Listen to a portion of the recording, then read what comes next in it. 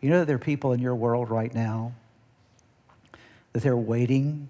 God is waiting for you to help them. They've been assigned to you. You're the person that can help and bless them in their life. But to be able to bless them many times is going to cost you your comfort and your convenience, but it's also going to require you to break through some barriers in your life that have held you back for such a long time. And you're going to have to start building some bridges toward that person so that in doing so, you are making connections so that healing can happen. Had this Samaritan not walked over to the man, the healing would have never occurred. And bridges are built and barriers are broken intentionally. They're broken incrementally. You have to do the work over time.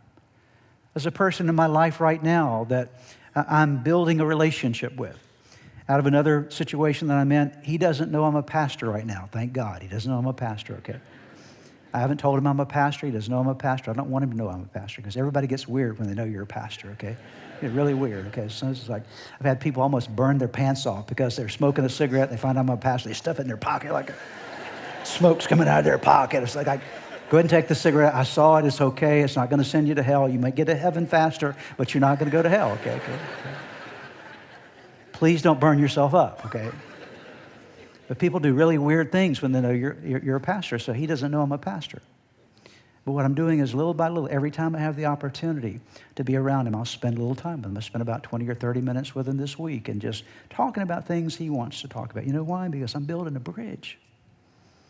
I'm building a bridge. I'm praying that one day the conversation will allow me to bring Jesus into that conversation, to let him know, not that I'm a pastor, but to let him know that Jesus loves him, that Jesus cares about him, that Jesus has a purpose for his life. I'm not in his life by accident. I'm a messenger of the good news for him. And all of us are messengers of the good news. But you can't share the good news with other people if you're living behind a barrier. If you're living behind your fear, if you're living behind your insecurity, if you're living behind your pain, you can't be that person to someone else. You'll never be effective in sharing God's love like he wants you to share it, as long as you're blowing bridges up instead of building bridges with other people. And you and I have to make the choice. I'm going to build bridges to the people around me, even people, are you ready for this? Even people I don't like.